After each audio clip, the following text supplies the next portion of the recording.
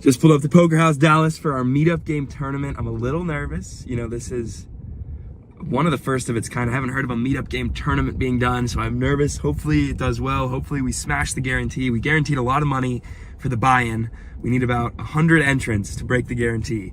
So putting a decent amount of pressure on ourselves, but I think people are gonna show up. Hopefully it'll go well, and maybe we'll win some money too. Wow.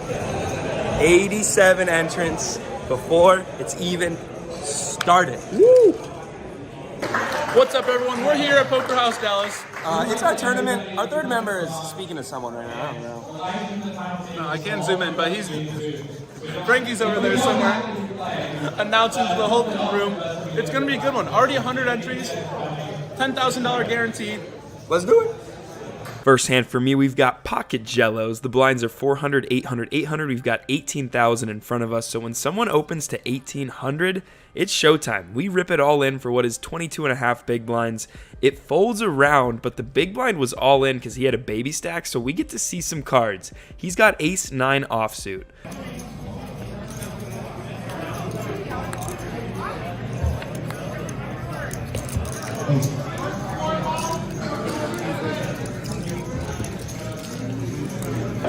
Baby stack, 16-5. We can work with it though. The cool thing is that 249 entrants. We're on break right now.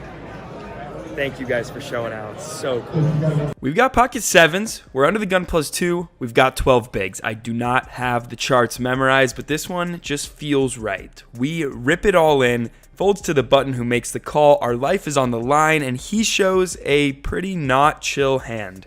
Here we go. Oh, I had ace jack. All right, so you had his aces. I had an ace 9 of hearts. All right, and none of you had sevens? You know what that means? Oh, oh my God.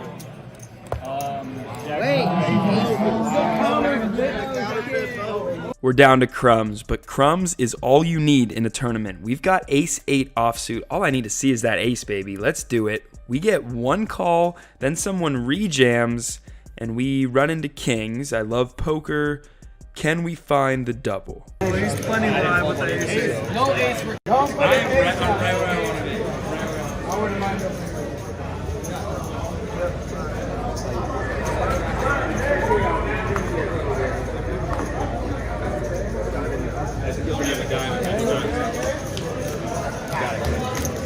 Good hand, man. Good hand. Our first hand is king 10 of diamonds on the button. There are 2 limps. I make it 2,200 to go, a little over 3x. That first limper folds and that second limper calls. This is a fun meetup game tournament vibe. A lot of limps, a lot of calling. And we're happy to see a flop of king 3-2 all clubs. Checks to me, and given that we have a short stack player behind us, I don't have a great feeling about this exact situation. So I decided to just check it back and assess the turn card, get some more information first. The turn is a 10 of hearts. A really good turn card, and it checks again to me. So now we gotta think our top 2 pair is good. So I bet 5,000. The big blind folds, but the limper jams for 8,500. We obviously give it a snap call, and let's go to the live audio. He's got queen 9 of clubs. Out. Yeah, he had a king and 10. Yeah, look. Oh, you had 2 pairs. Look at that. We're already a little short stack as we look down at pocket kings in the cutoff. What great timing. I make it 1,600 to go over the 800 blinds, small blind calls, and the big blind calls. We could have just jammed because we had such a short stack and we got a bounty on our head of a sweatshirt, so maybe they'll call light. But the flop comes ace king 10, so I'm happy to hopefully just get some more value versus an ace versus a flush draw. I bet 1 big blind. I make it 800 to go. Small blind goes into the tank, and then unfortunately for us makes a big fold, and the big blind folds as well, so we're not chipping up totally in this hand. But we are winning. We're looking down at ace 8, and I've got 11 big blinds. The very last hand, I folded ace 7, and we were in the hijack, so I wasn't sure if that was right or not. Now that I have 1 pip higher, I think the chart wants me to jam. So even though my gut is telling me to fold, I listen to the charts, which thankfully we have access to thanks to pokercoaching.com to show that this is a correct jam. However, we immediately get ISO rejammed by the big stack to our left, so sometimes maybe you should just trust your gut. We're up against ace queen offsuit for over 20k in chips, getting us back to starting stack if we win. This is me recording while I'm tilted. I don't get the best angle, but the flop is Jack, King, 7, turns of 5, River, King, no help. We're busto, but there's still time for a re-entry. Worst table draw ever. We just got a brand new stack, and we are seeing a lot of limping going on the table. Under the gun calls 1500, under the gun 1 calls 1500, and the small blind calls 1500. This is not GTO poker. This is your local $130 tournament. Very high value, guys. So I don't know what the charts are supposed to do against limps. I've got no idea, but I'm just playing around. I got a pretty good hand, and I think that they don't have a hand that can call a 20k bet. So I play some power poker. I jam 20k in the middle. We have equity if they call, and thankfully, we get past that first limper. They're not trapping. The under the gun 1 limper fold, and the small blind, I could tell, is super curious, but he folds as well. Dang, we don't get to see his arm again. We'll be on the vlog. Oh, okay. The hands are starting to get short. With 1k, 2k, 2k blinds, and a 20k stack, the only option here with queen 10 offsuit is to jam all in the middle, and we like to see that both players make the fold. Our very own Next Gen Poker member, Scott, jams all in under the gun for 20k, and we look down at pocket jacks in the small blind. He made a pretty big jam, but with my newly acquired chips, we're never folding pocket jacks. I go all in against our buddy Scott, and we're up against ace king offsuit. What? You have a real hand? You got a real hand? No! Spade. 10. I have him covered. You have me covered though. I think. We're back to a short 12k stack with pocket 3s on the button. We ship it all in for a little less than 10 big blinds. The big blind now tanks to give us a pretty big sweat before he makes the fold, and I show him just to give him some A, comfort, or B, to tilt him a little bit for not calling. Both works for me. We get moved to Jello's table and look down at the Jellos under the gun. I jam my 15k stack, and the blinds at this point are already at 1k, 2k, 2k. The cutoff gives us some protection and raises over the top for 20k. You'll be a little surprised to see what he has, at least I was. And then our new friend in the big blind has to call with only 1 big blind left in his stack. So we're 3-ways all in against 8-5 offsuit and king at 9 of spades. What a great spot to double. Oh, there's a jack in the window. Oh, 9. Or heart. Jack. Yes. So not only do we get outfluffed by king 9, but then 8-5 offsuit scoops us both with a flush. We are outie. GG everyone, and good luck to Jello. With Rosie and Frankie both out of the tournament, I am Next Gen Poker's last hope of making a final table appearance and securing first place for $6,300 at our very first meetup game tournament. Let's run it up. We've got 20k in our stack for the very first hand, playing 100-200 blinds, and under the gun raises to 700. We're in the low jack and look down at the Jellos. I could 3-bet here, but because this raise came from early position and we're super deep, I decide just to flat, play above my range, the hijack and small blind call as well, and we're 4-ways to a board of queen 8-2 rainbow. Under the gun takes the aggressive action yet again and bets out 1400. This is a pretty strong action, but I'm going to peel just 1 card in position here. Like I said, we're still playing above our range. The hijack calls as well, and we're 3-ways to a turn, and it's an offsuit deuce. Pretty safe card for us, and now under the gun slows down and checks. At this point, I'm feeling pretty good about my hand, even though it's only second pair. I decide to bet out here and kind of gauge the field. I bet 3,000, and only the hijack sticks around for the call. The river is an offsuit 8. It double pairs the board. A great card again. It makes it less likely our opponent had an 8, and he might have a queen here, but for some reason, I just got the feeling that he had a lower pocket pair than us. He had something worse of value than us. And on this run out, he's going to really feel obligated to call with a lot of those hands. So I bet out here again, not too big. I make it 5,000, and after thinking for a minute or two, he decides to make the call. I flip over the Jellos, and he shows us he called us down with pocket 4s.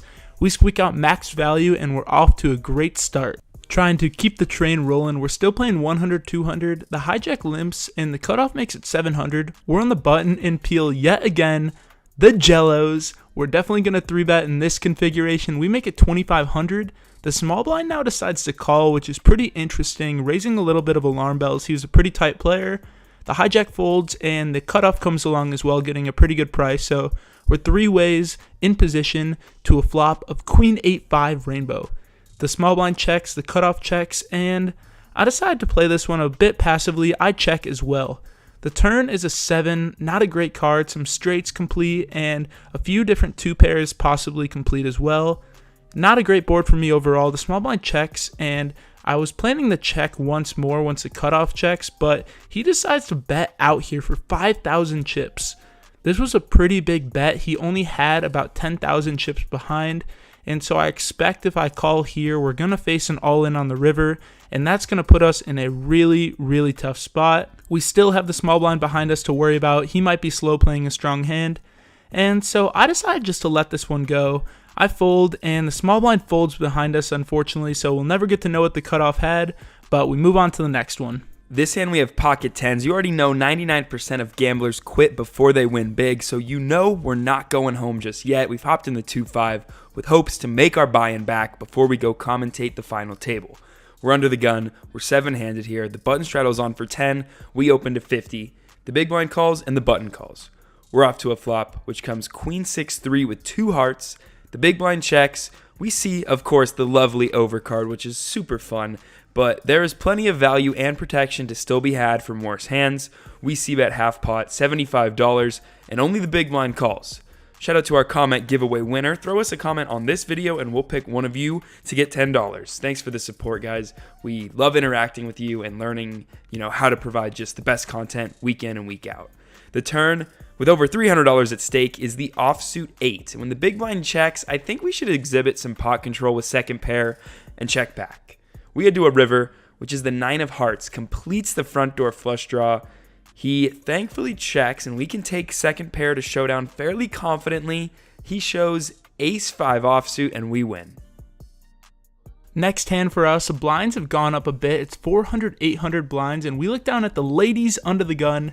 What do the ladies like to do? Be sneaky. You know what? So we're going to play him sneaky. We limp, and the middle position player falls for the bait. He makes it 3,000 chips. The cutoff calls 3,000. The small blind calls 3,000. And now the big blind calls as well. This set up a fantastic spot for us. The ladies put us in a great spot here. So I rip it all in there. 26,000 chips in the middle. Middle position ponders his options. Not sure what to do here. He looks a bit confused and thinks I might be trying to make a play at it, but ultimately decides against it, and he folds, and that starts a folding train from the cutoff and the small blind, and now it's back onto the big blind, who tanks for a while, talks some crap to me, but he wusses out too, and he folds as well. We scoop in a nice little potski our way without even having to see a flop. Alrighty, now the blinds are 500, 1,000 now, and we've got king jack offsuit in the cutoff. It folds to us, and we make it 2,100. The small blind and the big blind call, so pretty good outcome. We're 3 ways in position to a board of king 10-4 with 2 spades. Checks over to me, and I decide to bet this one. We've got top pair, pretty strong kicker, and want to deny some equity from some draws, as well as some weaker pairs. I bet 3,000 chips, and only the small blind wants to be punished this end. He makes a call. Turns an ace. Not a fantastic card for my hand. Good card for my range, though. However, when the small blind checks it over to me, I'm just going to check this one back, get 1 street closer to showdown, and the river is a pretty solid card. It's the queen of spades. So although the flush draw completes, we make Broadway. The small blind now leads out for $6,000. I actually contemplate raising here, but if we were to raise and get jammed on, it would just be a horrible spot. I'm not really sure how often we are supposed to go for thin value in tournaments, so I just flick in the call pretty quickly, and I'm assuming he was bluffing because he just mucks it right away, and we scoop in this pot our way, moving in the right direction. We're at 41,500 in our stack, headed to the break. Alright, we're on break. We've got like 47.5 right now. What do you have? We have a small amount, 16.5, but What do you have, buddy? can't complain too much. I got about 44K. Okay, so we can stack him. That's all we need to know. Damn, bro, 251 are in this tournament. 251, biggest turnout, best value tournament in all of Texas. Thank you guys, thank you. Nick, what's your stack at right now? You want to come take a look, sir? Yeah, let's see. Looking at third bullet, about 100K. Oh my Yeah. gosh, running it up. Light work, just light work. We'll see Light on work.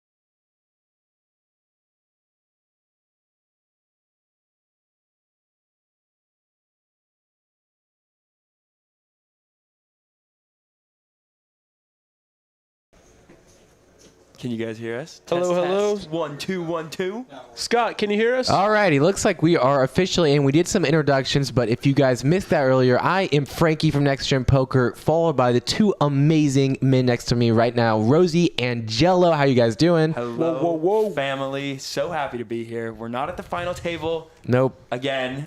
Fortunately, no luck for us. We do have a good angle of the final table. Yeah, no. We did do pretty well in this tournament. Frankie, how'd you end up? I ended up busting in about 30th, which was between 5 and 10 away from the money. So, okay, so we're didn't getting quite closer make and it. But closer. let's look at our final 9. We have Ace at the top with 860,000. That is from the initial 20,000 starting chips. 9 of the total 230 entries.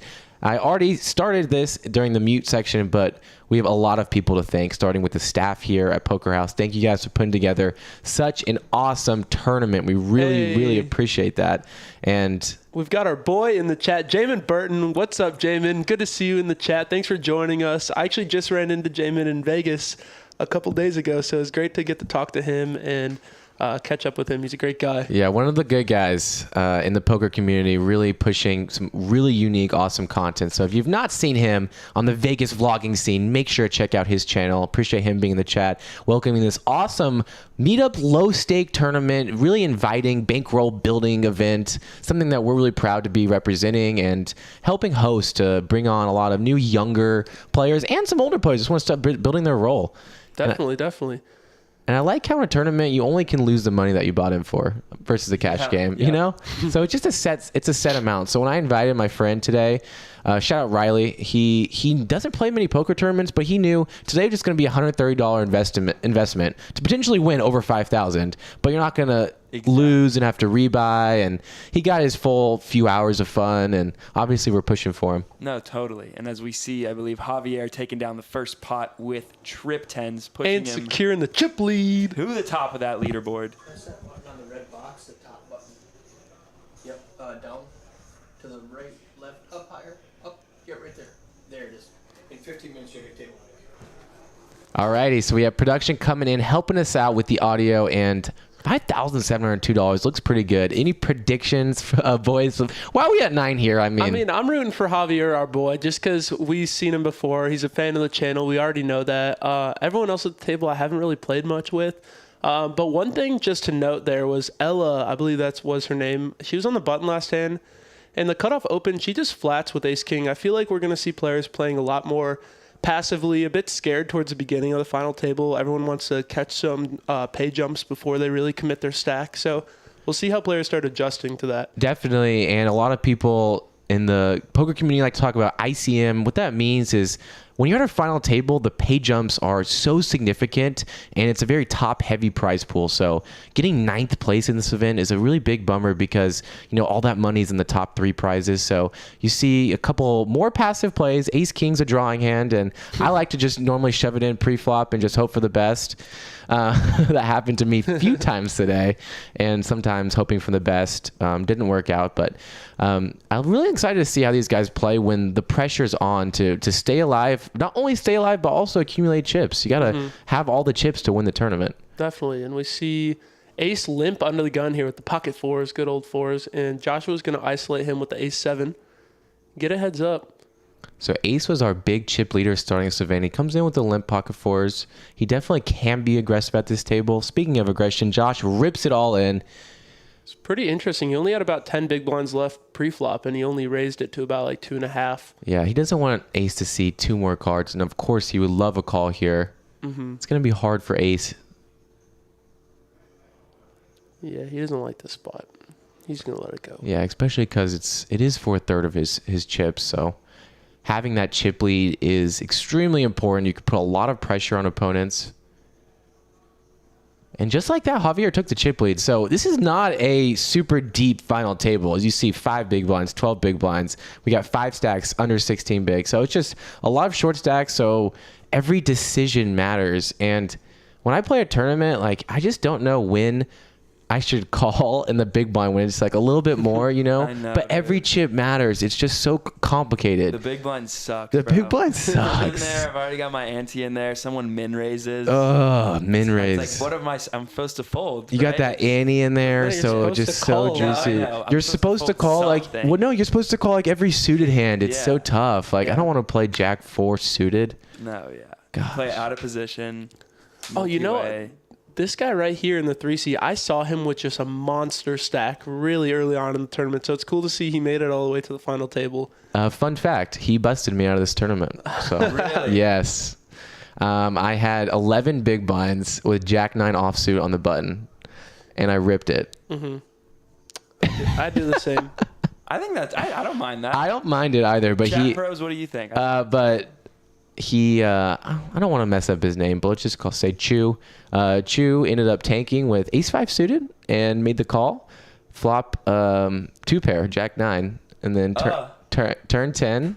So now it's Jack 9, 10, 10, River Ace. Oh, So he had a man. better 2 pair. Brutal. Brutal. But thanks everyone for coming today. 230 entries. I'm gonna set a precedent right now. I want to hit 300. Rosie with Jello. And I think we talked about this the first time. I think we can up the guarantee to 15,000. Yeah, I think that's actually let's make that a guarantee. Let's write that down. Let's make that a guarantee. Next time, let's make it 15,000 guaranteed prize pool because today we had 100 entries by the start of the tournament. we're First 5 hitting a minutes. guarantee. In the first 5 minutes, we had the guarantee. before level 1 ends. Before level 1, That yeah. means I think we can safely guarantee more money. You know, this was the second time we proved it wasn't a fluke. 200 plus entrants again, and yeah, I think we can up the stakes next time. See what Ella decides to do here. 16 big blinds, pocket sixes, and she's going to min-click it, even after seeing a limp in front of her. I guess just over min-clicking it here, huh? Yeah, and Mitchell in the chat says that at 12 to 15 bigs, there should be a lot of min raises, and he's exactly right. There's a lot of short stacking, and when you're short stack, you don't want to invest too much money compared to the initial raise, and you have a lot of fold equity in tournaments with a min raise. Versus a cash game, when you min raise, you don't really have as much fold equity. So that's a really crucial part of it. Here's Joshua with ace 4. I don't know why I'm already rooting for Ella. I pick favorites. It's weird. Joshua makes a call, and Andrew's going to call as well, as I expected. We see a flop. Here we go. You know, with a hand like pocket sixes, again, I tend to just rip it in pre-flop because I hate seeing a flop that comes 10 high. Comes anything. Anything that's hard to not a play. 6. Oh, we got Bo in the chat. Let's throwing go. a dab. Hey. Throwing a dab for Bo. Bo says these graphics are cool. Yeah, what do you guys think of these new graphics? I really like them. According to Eric, we've upgraded the RAM on the computer so we can now do some more cool things with the presentation of the live stream. And I think this looks beautiful. And Joshua's going to go for a bluff here, and he does take it down, bang, just like that. So Alice decided not to c-bet the flop. You know what? So far, after seeing this play, I'm really liking how Joshua's been playing this final table. He's already been shown a lot of aggression, really picked his spots well. He isolated ace earlier with the ace 7, then ripped it in. I think he's playing really well, and I'd like to see him go pretty far in the tournament. Yeah, you got to be aggressive in poker. You got to know when to call. You got to know when to, lay down the good hand. So I always tend to appreciate watching players of completely different playing styles. You got Josh in the 2 seat, who we already can see is going to play that aggressive play style. And then we have a couple people playing, just flatting with ace king, a little more passive. Not saying any way is correct, but just very fun to listen to people and watch people play. Really appreciate these live streams that Poker House puts on. I know, a couple of my buddies were saying they really want to play a live stream, but they can't play with us on Sunday because our Sunday 2-5 games are too big. So on Mondays here at Poker House, they're really accommodating and making a 1-2, a smaller game. So you can still come here, play on live stream, get that commentary, get that analysis that you like, but only have to buy in for between $200 and $500. So I really, really appreciate that Poker House is doing that. I think that small stakes, as Next Gen Poker, as a team has shown, small stakes can get a lot of views.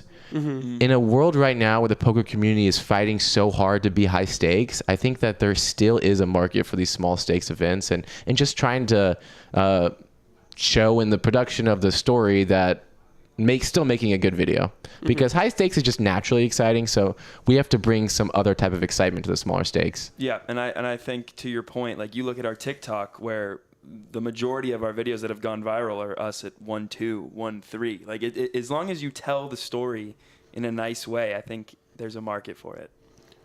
This is also interesting. We see Andrew limp onto the gun with 9s. Ace overlimped the button, and then Joshua in the small blind with King Jack also decides to limp. I would have expected him to open this one up, but Andrew's going to bet at this, and I don't expect this to get through Ace ever here. Or maybe he's going to raise. What do I know? Yeah, he wants to protect his top pair right now. There's multiple draws. And this raise gets a hand like 5-6 in the big blind to fold. I do like this play. Got a couple quick folds, and Ace is going to take down this pot.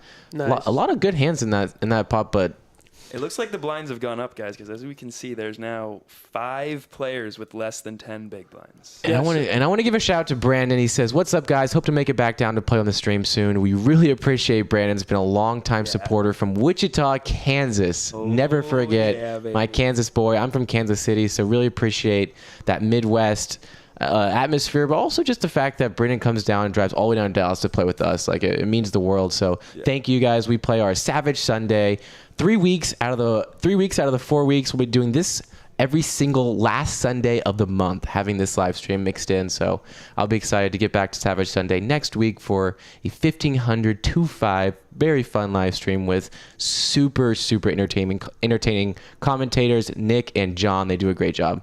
They do. They really do. Adrian Perez in the chat says, "I found out about poker clubs because of Next Gen on TikTok." That is awesome. Hell yeah, awesome. Adrian. All right, we got another limp from Ace, and Joshua's going to raise it up on the big blind with Ace 10. Andrew's not going anywhere.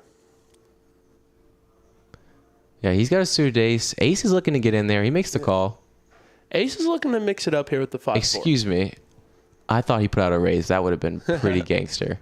A limp raise. Limp raise from the cutoff would have been gangster. All right, and when you get a flop like King, King 3, the pot is usually going to go to the last aggressor. Let's see what Joshua does. I think Joshua's just going to bet small here, take it down. But Andrew might give him a little bit of a hard time. We got a lot of love for the graphics in the chat. Oh, boy. Andrew's going with his hand. Let's go, Andrew. Wow. What did I say about the last aggressor taking it down? Andrew just, he says, it's my turn. Going to put the pressure on. I mean, Joshua's got the best hand, but how could he know it? Yeah. He doesn't seem like he's convinced. He seems curious. Yeah, given that there's 2 diamonds on the board, he considered it, but he can't make the call here. Great play, Andrew. It's so tough. It wasn't even that many big blinds. No, it It's like wasn't. 5 big blinds. Yeah, it was a really good bluff, actually. Yeah, that's a huge pot for him. For his stack, he doubles up his chip stack. Yeah. It's very unlikely that they connect on that board. If you have some loose players like Ace, who's limping wide and calling wide, he's going to have a lot of misses. Now that I think about it, Andrew was also on my table at the very end. I think he was with both of us. He was in the 2 seat, I believe. Remember him, Frank? Oh, great. No, I didn't see him. Yeah, he was playing on our table, so cool to see someone that we actually played with make it all the way. Out of 230 entrants, these are the final 9 contestants. Who is going to take first? Let us know in the chat if you guys have anyone you're rooting for, anyone in specific you're watching here for, and who you guys want to win. I want to win. I wanted to. Javier. My boy Javi, he's raising that up. A little ace-queen action. It's a good hand. Mm-hmm.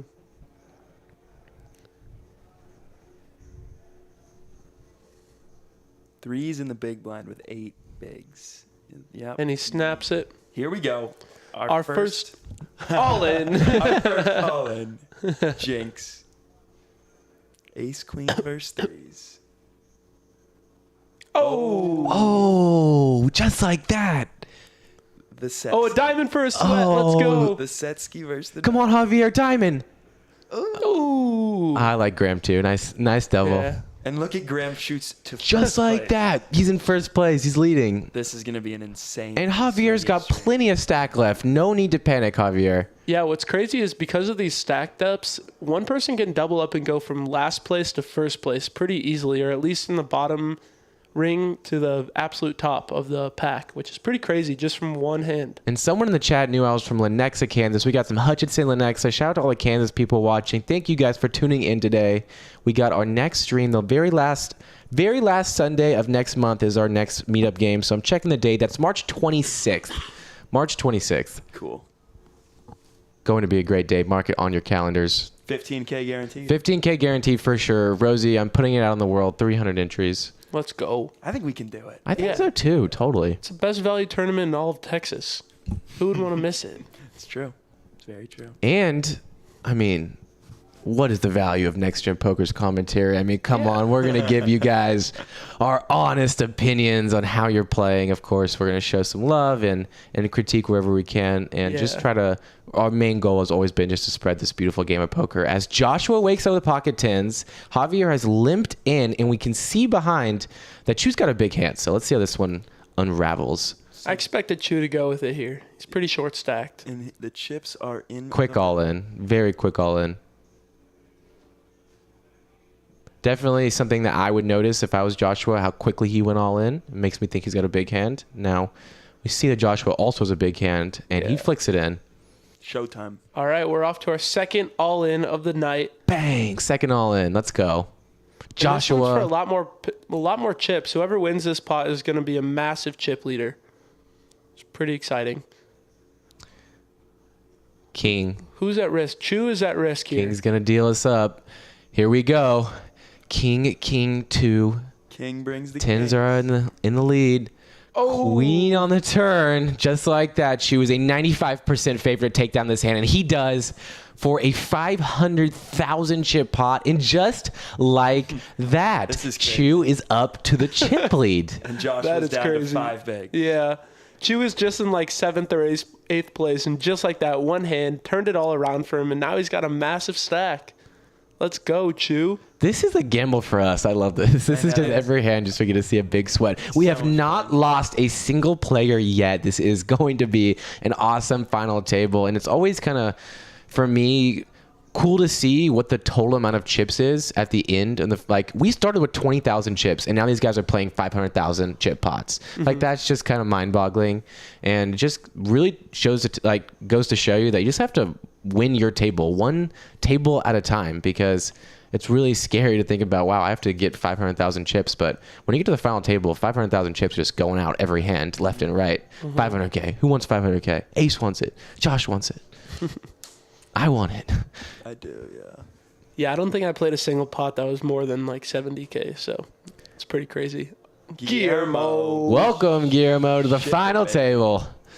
He says, all you can eat, baby. I think these players are playing very well. Yeah, I haven't seen anything like crazy out of line. I mean, it's not easy just to look down ace 10, rip it in, but Guillermo knows when he's at this stack level that's his best play right now. He's got a little over 10 bigs. Ella looks like she likes her hand, but she's going to let it go. I like the I fold. like that, yeah. Yeah. Maybe if she was in the big blind, she'd be a little bit more tempted, but with the player behind, she's just going to let it go. So that was an interesting spot for 6, actually. He had 4 big blinds to start the hand, had to put in 2 because of the ante and the big blind.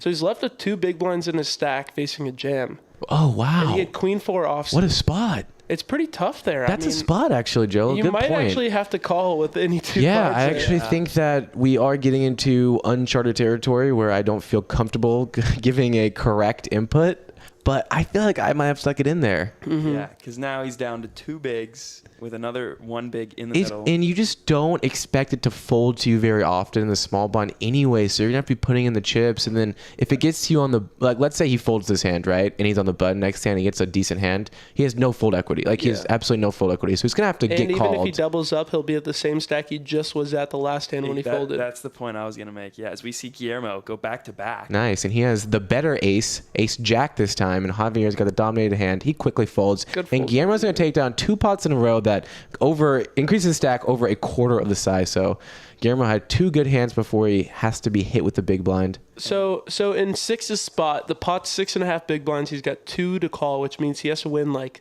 20-something%, like 22, 23% of the time. And with queen 4 offsuit, you're probably winning about that much, maybe a little bit more. Probably more than 23% of the time. So I think you just got to go with it there, even though it sucks. Yeah, it's tough because now he needs to double up just to get back to where he was. Exactly, with the queen yeah. But he would have lost those chips either way because of the big blind.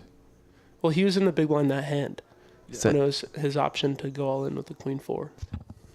Yeah, it just feels gross to put Yeah. it in with queen 4. It feels wrong. It to play the feels whole gross. tournament Like you play all day, and he comes home and Mom, how'd you do today?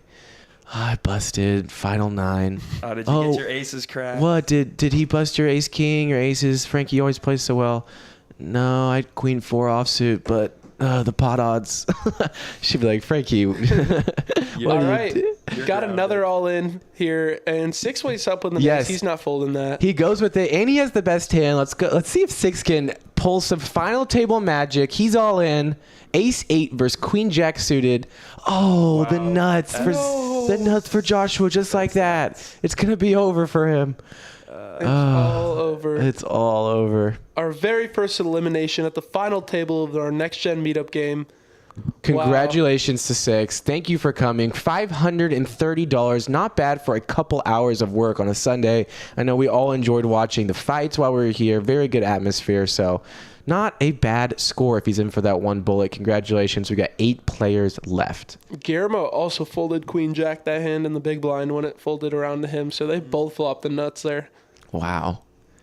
And just like that, there's a little pay jump. I believe it was like $150, something along those lines. So entire buy-in. Now we're starting to get to really significant pay jumps.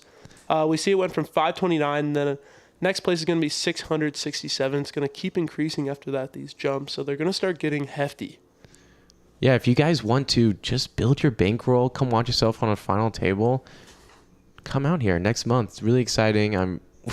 I so wanted to represent Next Gen and play the final table today, guys. Me too. I had a good stack. I had 140,000. I was feeling really good. And you could just tell by kind of my emotional response to losing from this. It's not about the money, that the $130. Like, as Ella puts it all in, 310,000. She's got ace 10 suited. Very nice hand. And Guillermo lays it down. Wow. And I love seeing that he laid this down because it answers a lot of questions about a hand I played with him earlier.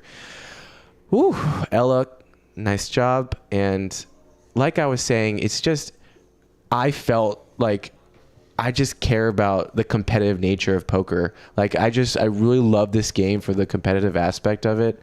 And the fact that I lost $130 didn't upset me. It was the fact that I couldn't keep playing and winning this tournament, represent Next Gen. Mm-hmm. And one of the things that my friend and I would kind of say my mental game coach, Nick, he was saying, he's like, Frankie, like, do you think you care more about the money or care more about winning, like just from poker? And I'm like, I mean, we started playing poker just for the YouTube videos. We really never started playing poker with the idea that we were going to make any money from it. We just liked the game and we wanted to document it. So I think kind of rooting yourself back to those reasons why you played the game and not for the financial aspects can help eliminate some of the reasons for tilt. And I've just kind of been reflecting on all that, as I'm sure we all goes through the ebbs and flows of our poker journeys, winning and losing. And I'm currently dealing with a little downswing. It happens. It happens to the best of us. And we see Javier's going to get out of line here with the Queen 5 offsuit. He says, screw you guys. None of you guys got hands. Takes it down pre-flop. It's always nice, even with these big pots, like scooping in the blinds is really meaningful in these types of spots, especially in the final table when just collecting 2.5 big blinds can really shift your stack size. Yeah, Jello, if you notice, that was a 20% increase to his stack size just by that raise and take it down. So having a blocker like a queen in there is a good reason to raise. Queen 5 seems a little bit ambitious because you still have 3 players behind you that can wake up with a hand and put it in a raise, but he takes it down. That works out. We got a big support base with Javier, who's a big Next Gen fan. And guys, look at that. We just broke triple-digit viewers, 108 of you guys watching. What up, guys? Welcome to the stream. If you're new, we're playing at Poker House Dallas. This is the Next Gen Poker Tournament Meetup game. It's a $130 buy-in, $10,000 guaranteed. We've got $5,700 for first place here, just from a $100 buy-in tournament. So this time Ace lays down the Ace 5 on the button, which I find interesting. I like the fold as well. I think Javier had a decision between going all in and raising. This time he chooses to raise. King Queen suited is a hand that if you raise and get jammed over, you don't like calling. So that's why I would consider just going all in there with his stack size. But obviously a min raise is never bad, and he takes it down back-to-back hands. I feel like 10 big blinds at this stage in the tournament is still a pretty big stack. Yeah, and he so had like 13 or 14 too, Jello. So yeah, I mean, earlier in the tournament when it's like 50, 60 players left, 15 big blinds. Yeah, then you're just feel like ripping much. it in. You're Yeah, just happy to rip it. But exactly. People are willing to gamble with you with King Jack and the big blind, King 10, exactly. but they're going to be making much bigger folds of those hands on the final table. So yeah, I like a min raise there too. And here's why I think poker tournaments are so interesting. Like, we're talking about variables that would never come into play in a cash game. As Javier is looking to make it 3 in a row. Guillermo's not giving up this time. He's done being pushed around. Oh, but they actually both just limp. I didn't even notice that. Huh, interesting.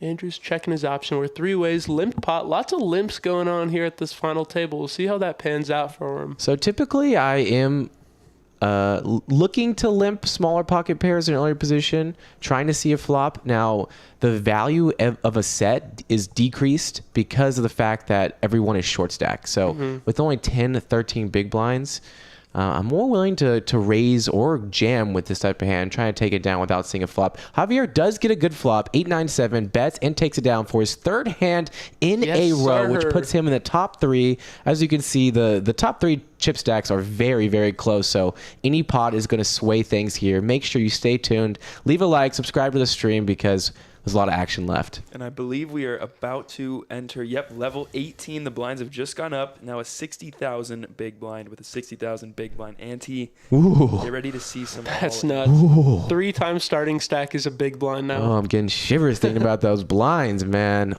60,000 chips. This is going to be a sweat. I love Javier's bet out on that board, by the way. It's because that board, there's going to be a bunch of bad turn cards, and you just pick it up and deny so much equity just by betting small on that board. Yeah, totally. You get Queen Jack offsuit to fold, had plenty of equity against your hand. As we can see, some love for Javi in the chat. Thank you guys for watching. Make sure to share with your friends. I know a lot of people are looking to build a bankroll. I think these small stakes tournaments are a great opportunity because a lot of these players, well, they don't study tournaments. They're just here to just try to build up their bankroll just like you. So it's a less competitive stage. And then at the same time, it's just a very high value opportunity as well. So hope to see you guys out here next month. We do it. We see Chu. Did he just limp in there with the 9-8 suited? He did just limp in there with my favorite hand ever. It kind of hurt my feelings. Did that hurt your feelings a little bit? I mean, he allowed the 10-7 and the Queen 4 to get in there, which is why I like to just open the button. Me too. Oh, but he's going to stab at it. I love it, Chu. I mean, using his position, using his image, he's just going to bet out and take it down with my favorite hand, 9 high. I love it. He does have the most uncapped range because he put in money when the big blind was forced to. So he chose to put money in. So, and I actually came up against a spot where earlier this tournament I had like too many big blinds to jam. So like 20 bigs with ace 4 offsuit, and the button limped. So the button limped and I had ace 4 offsuit in a small blind with 20 bigs. And obviously you don't want to jam 20 bigs, but when the button is limping, which is the last person, doesn't it? Because it's the last person to act and he's not raising. Yeah. Like, it just seems like he's just really trying to limp in there and get in there. So it seemed like a spot I felt like I should have jammed, and I decided to pass on it, and I just folded. Yeah, I think folding's the second best option. I think jamming and just taking the 3 big blinds is a pretty good call too. Yeah, I think raising the 3 big blinds would be like terrible. Because then you have to play a pot out of position with ace 4 offsuit. You just collect the pot like 95% of the time when you jam.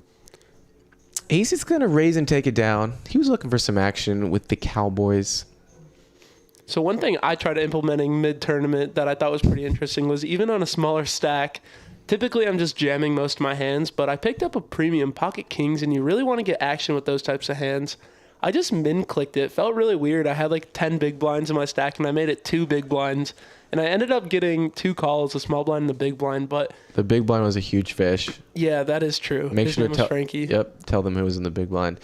Look, I was in the big blind, and I looked down at Joe's stack, and he min-raised, and I'm like, he min-raised, and his stack is so short. Like, what's he doing?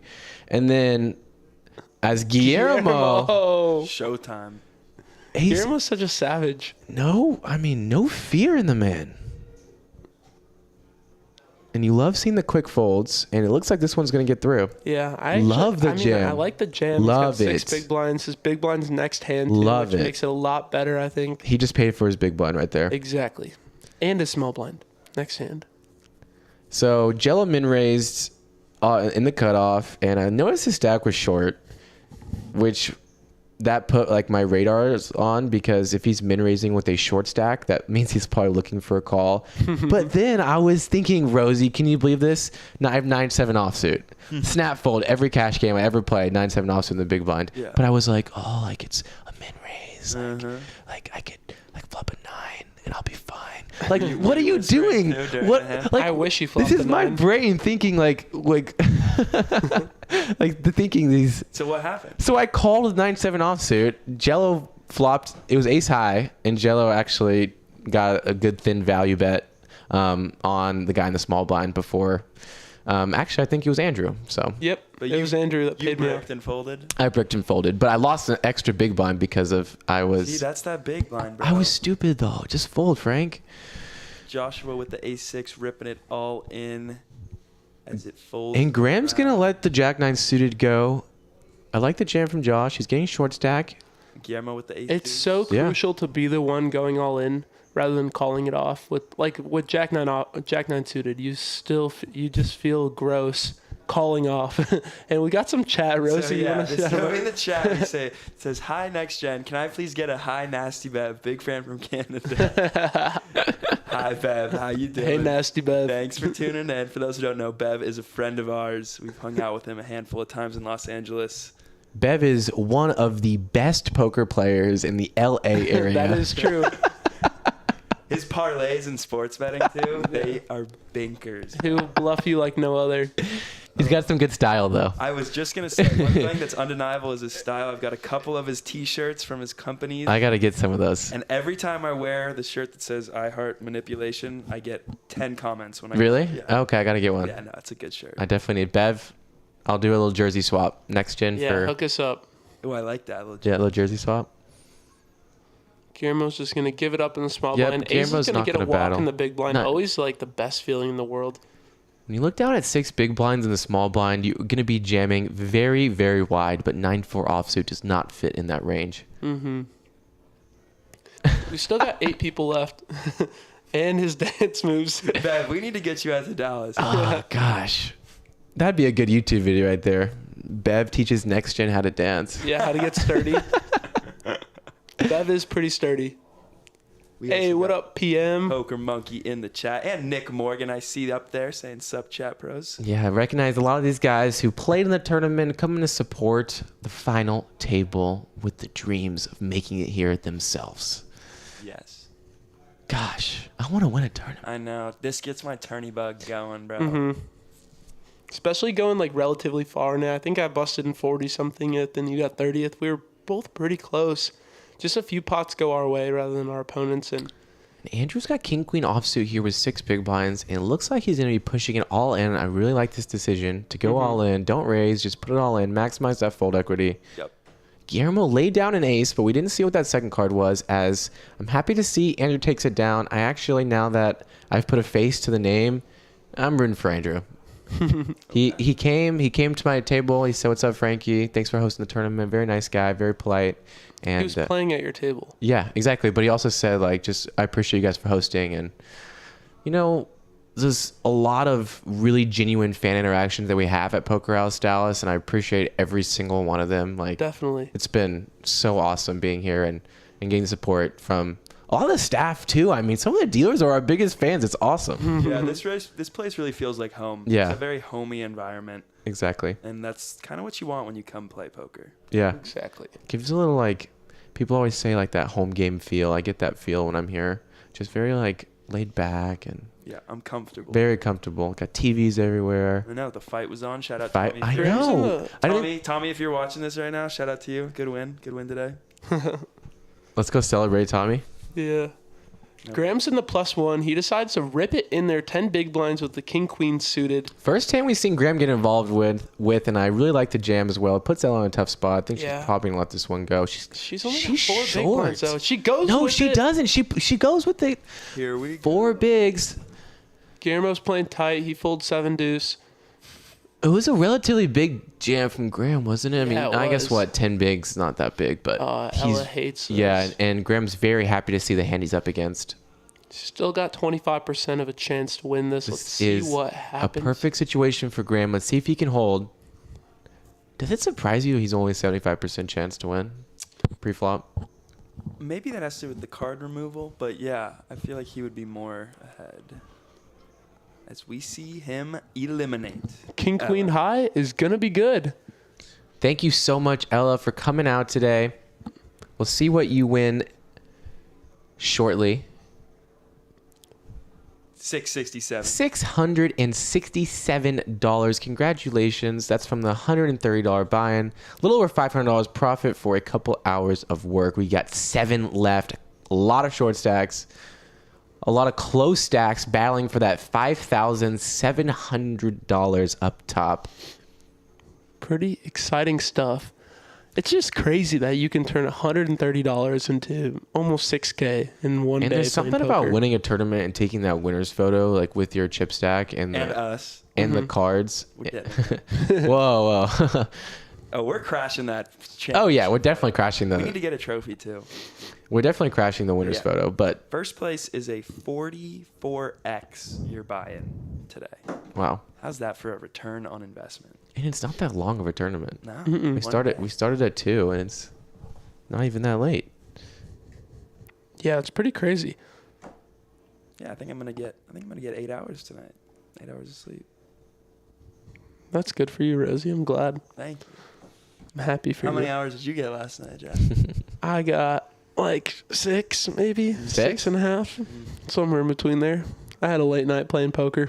I was out at a table last night, Rosie. Oh, hello. Yeah, so I was playing the high stakes 5-5, 10-25 Sinister Saturday Poker House live stream. Big win, go buy a table? Nope, I actually was a small loser. However, at that table with these amazing, very successful players, like when you're playing the, I feel like as in like winning poker players, you mean? Or? No, I'm actually just talking about like successful businessmen and successful people. Like at these games, like I always feel like I'm around very like smart, successful people. One of them being Carlos, who's a lawyer who plays on our games on Saturdays, and he just said at the table, is anyone interested in getting a table at happiest hour? No way. And I'm like, okay, is he talking to me right now?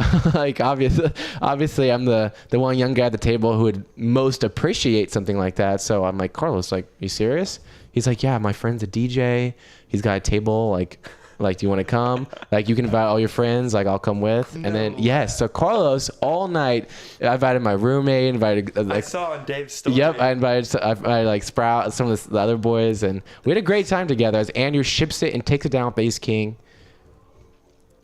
A very, very nice looking hand with 9 bigs in the small blind. He's going to be jamming much wider than that. So to have ace king there is kind of the nuts. Chu folded 7-6 suited on the button there, which was pretty interesting to me because I feel like I would be screwed if it was me in that spot because I'm definitely going for those big blinds with the 7-6 suited. I would say standardly, Jello, that a raise is good. So I don't think that just because it ace king here, we can be results oriented. I think that it should be a jam. And you could tell by the way Chu had, I could tell given the fact that he didn't call me quicker with ace 5 suited earlier when it was a 5 big blind jam or like whatever 10, that he's just looking to play a little bit more passively. That's why he folded the 6-7 suit on the button. But here's a hand. We got an under the gun limp. Oh, yeah. Under the gun limp with only 6 big blinds from Guillermo. That just seems so dangerous with twos. Ace ships it with jacks and Chu. Good fold, Chu. Good fold, Chu. Good fold, Chu. Chu.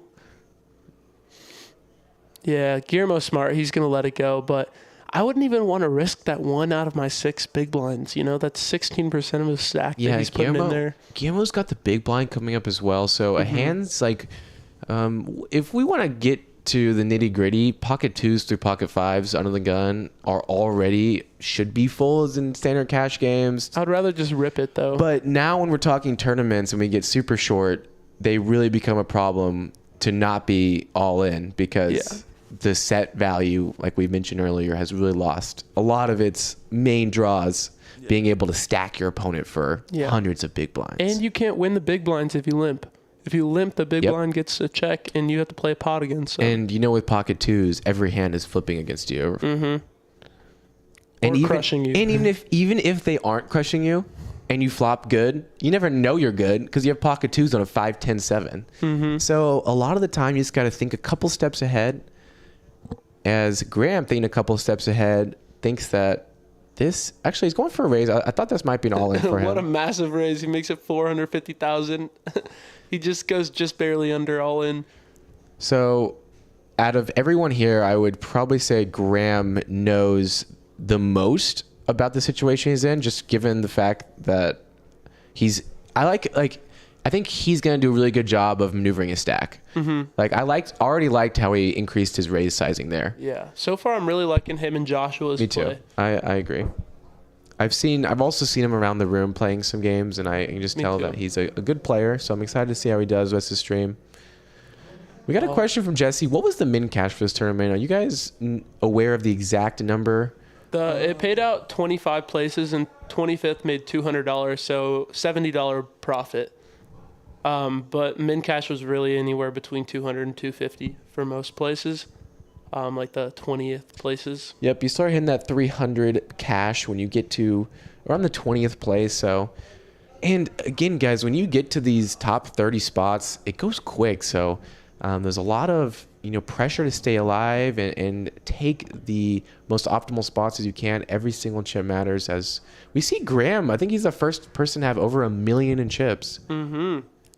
Him and Chu are battling it out for top place right now, but there's 7 people left. Anything can happen. Even a short stack could end up doubling up. That's all it takes, 1 or 2 hands with just switching from last place to first place. Tournaments are like that. So interesting how you can just go from nothing in your stack to just a monster stack pretty quickly. Oh, and now we got some table audio. Yep, I just turned that on. Nice, I like it. Maybe we'll get some good table chatter. Let us know, guys, if it's too loud, too quiet. Oh, we got a jumper. I miss King. King's. I missed that, boys. Yeah. That's perfect. Oh, we got a second Ace jumper. wakes up with it. Perfect time to turn on the table audio. Dang. And we see there Joshua had the same scenario where he had 4 big blinds, had to commit 2 of them there. So now he's really short stacked. So Josh will be a person to keep an eye on the next hand. Yeah. As we see potentially the biggest pot of the tournament, 950,000 chips at risk here. Yeah, this is the biggest pot so far. Wishing both of the players good luck here. This is a very big spot. Javier has plenty of equity. He needs some hearts. He needs an ace. He can get that wheel straight. Good luck all in. Good luck all in. Good luck all in. Do you guys think they could be playing many tournaments this summer in Vegas? The Oh, yeah. main event. The main event. As we see no red on this board. He's going to need an ace, guys. An ace and only an ace. 3 outs here They're for all Javier. live. Oh. That ain't it. Good GG. game. Good game to Javier. Thanks for coming out, Javier. I think you played great. Ran good. Ran it up. And cashed on 7th place with $851. Not a bad day's work. Yep, ace 4 suited, late position. Seems like a very standard all-in, and you just happen to get slightly unlucky that the player behind you had queens, and then also slightly unlucky to not hit an ace, hearts, or 4. So ace 4 is good enough to jam as we see 6 players remain. And we are now in the 4-digit payout territories. Oh, yeah. 6th place is over $1,000, as will be the remainder of these payouts. Let's go. 112 of you in the chat. That is super cool. Thank you guys for tuning in. Feel free to ask us some questions in the chat. Come chat it up with us. Make fun of Rosie a little bit if you want or something don't. like that. Yeah. Or you don't have to, you know. Make fun of Jack.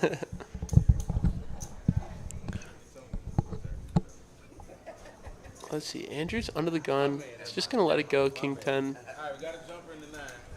Guillermo. Got a jumper. Guillermo all in for 3 big blinds. Don't know it. Oh, 5 it says, actually. Oh, Joshua wakes up with a pretty solid hand, too. He's happy to get it in there for 2 big blinds. Yeah, no, he's waiting for that spot, and I think this is his spot. So, do you call here as Chew? You have plenty of chips to play for. It's 300K. That's a really interesting question. You can knock out 2 players. Huge pay jump. It's only 3 big blinds. Did Chew call? No, Guillermo's 5 because we're at a 60K big blind ante, or 60K big blind, and Guillermo's 300K. Oh, okay. So it would be 5 big blinds off Chew's 14 big blind stacks. About a So third it'd of be his 4 more big stack. blinds to call because he was big blind. Yeah, to knock out 2 players. Wow. What are we thinking there? I mean, I want to keep my chip lead. That's what I'm thinking, too. Yeah. It's so important just to have the chip lead there and be able to push people around. Let's let these 2 knock each other out. You know? Yeah. Can't fault him for folding. And Yeah. Joshua flops the best of it. Guillermo needs an 8 here. 2 cards left. And he doesn't hit it. But gonna he's swap still got spots. life. He's still got plenty of life. It's okay, Guillermo. Chip in a chair, buddy. Chip in a chair. And Andrew scoops in a much-needed double up with only 2 big blinds in his stack. Let's see if he can spin it up.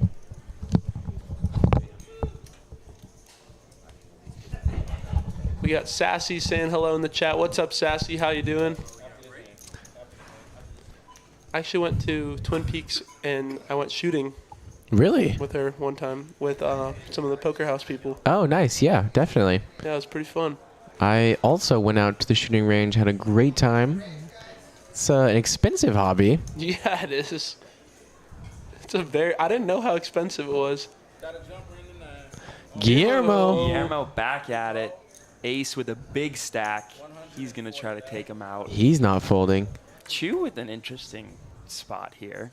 Very, very interesting. What could be interesting here is he could re-raise here and rip it all in. To me, it's a jam or fold spot. Yeah, I like a jam here.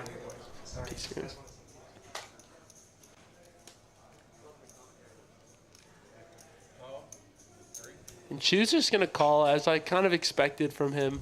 Seems like he's been taking the more passive route more often. I just think we're signing up for a not fun hand here. If Yeah. we're flatting in the small blind with 3s. Let's see what happens. You know what's a sweat, though? When you jam all in with 3s. Yeah, it's just such a huge victory, though, if we get Ace to put in 140K and then fold. Yeah, it's massive. Then we're heads up against ace 4. We already seen aces gone. It's a big spot. Yeah, Extra 140K in the pot definitely- plus the big line. Yeah, I definitely think calling is the worst. Well, now, Rosie, though, now that Chewy does have that one player all in, it's going to make it less likely that ace is going to bluff at it in general. So you're hoping to go check, check, check, check, check, check, and win with pocket 3s. But against, Yeah. against 2 players, getting 5 cards, pocket 3s might not be probably not the best hand. Chew And they're is- just going to check it all Yeah, the way down. exactly. Ace actually hits that 8 high flush draw. And it actually was a really bad card for Guillermo, as ace needed that to get the flush. He scoops. I think Guillermo and him were going to chop before that last card came out. So really good run from Guillermo. I like the aggression he came with. It's going to reward him $1,081 from the initial $100 buy-in. He played great today. Thank you for coming out. Hope to see you next month. Good game, Guillermo. Sure. Thought you played great. I know it doesn't feel good to lose, but you got to be proud with a $1,000 cash. Oh, yeah. That's a big cash, and now we see the pay jump going up about $400. So now they're really getting significant. They're going to keep increasing, eventually all the way up to first place for $5,400. There will be no chops tonight, no more chops ever in the next Gen Meetup game tournaments. Jack We're playing made to a sure. winner. Oh, yeah, I made sure. I mean, you did say it, but no one Why are they all getting up? wanted a 10-minute break. Oh, I was about to be pissed. the big break graphic, right? Jack thought they I thought they chopped. Jack thought they sneaky I was chopped. about to go out there. Well, they might be talking right now. That'd I'm be- about to go out there and whoop some ass. I mean, just kidding, guys. Make sure to subscribe, We're gonna guys. Bleep Jello. We're gonna need to have a Jello bleep button. Please make sure to subscribe, guys, if you are enjoying. What are you doing, Jack? Oh, dang it. This effect's not up. You gotta up the sound effects. Which one? I don't know which one it is. Yeah, there it is. Nick, when we'd be in the booth, someone would lose a huge pot. He'd be like, "Oh no, Frankie got stacked," and then he'd try to play like the womp womp womp, and he'd play the. Frankie gets stacked. Yeah, everyone goes crazy. I'm sure they're loving that. Yeah, how annoying is that? Scale of 1 to 10.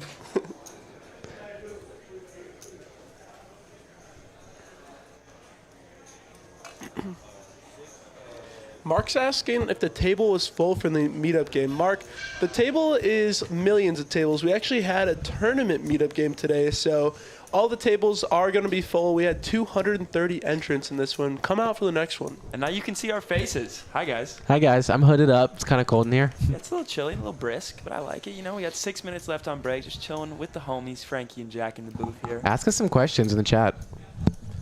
Whatever you guys want to talk about for this next 6 minutes. What if we use this 6 minutes to just brainstorm some Poker House next-gen poker video collaboration ideas? I like that. Vlog collaboration ideas. Let's just start thinking like titles. Let's just go crazy. Let's go challenge. Now, I've read something about chess players losing weight while they're playing chess because it's such a mental focus. Okay.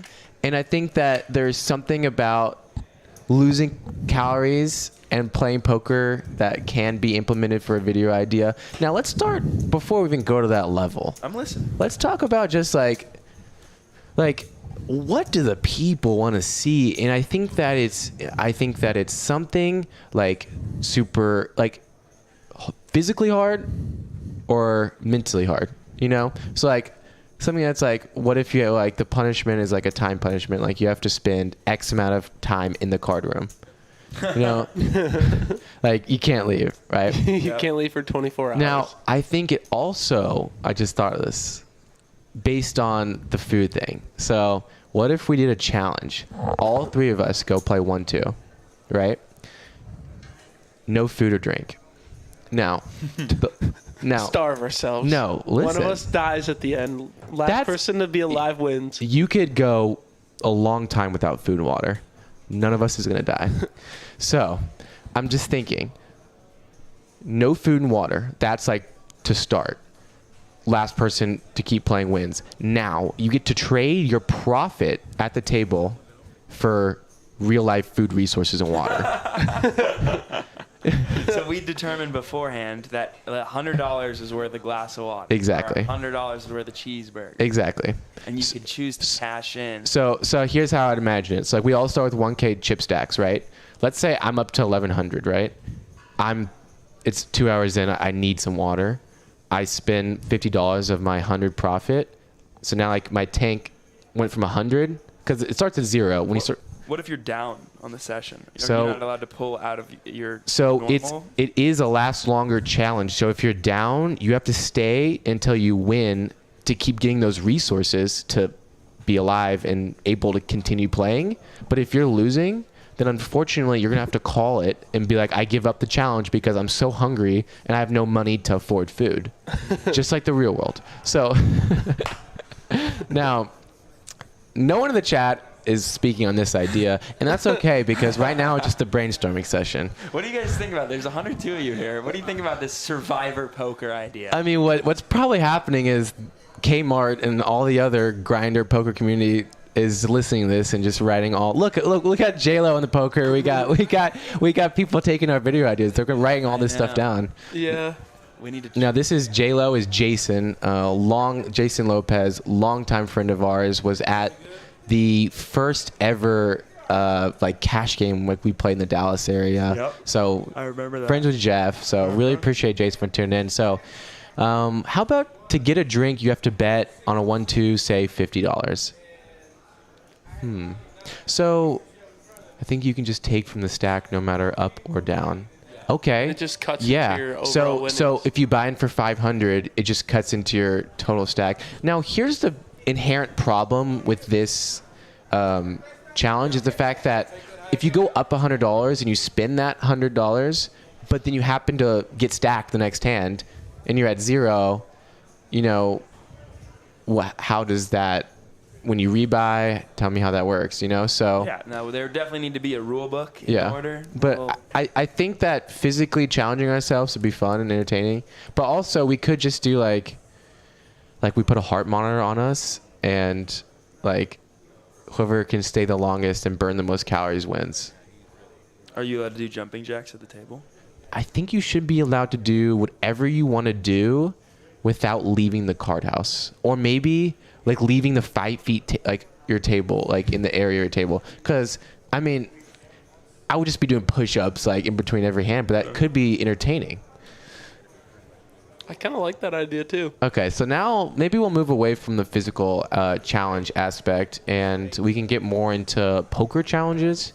So to test yourself, a lot of people tell us like, okay, you should try doing a no raise challenge or 100% VPIP challenge, for example. That's going to be a losing strategy. Yeah. So we're punting just to make an entertaining video, which I'm okay to do actually at the lower stakes, because I think that having a sweet video is I'm okay punting like $100 in equity, you know. So I'm okay with it, but that's not my favorite idea. I just don't think 100% VPIP is like that.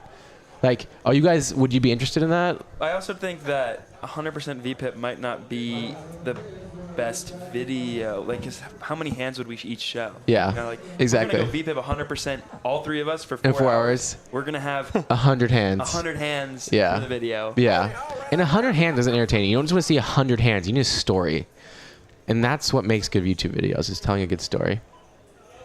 Okay, it's a great idea, but maybe have specific chips for buying resources. You can buy specific chips with money won from session. Interesting. Okay, I like how he's still on my idea, because I think there's something about like just who can play poker the longest. Yeah, and I think just in general, like creating games around our poker sessions is something we want to do. Totally. Spice up our content, differentiate us. Because I don't want to have to push super high crazy stakes to get views, because I don't think that's what next gen poker is about. I think what next gen poker is about is ushering the new players into the game. All right, we're transitioning back to the final table, as vlog and video ideas will have to be put on hold, as much as I could talk about that forever.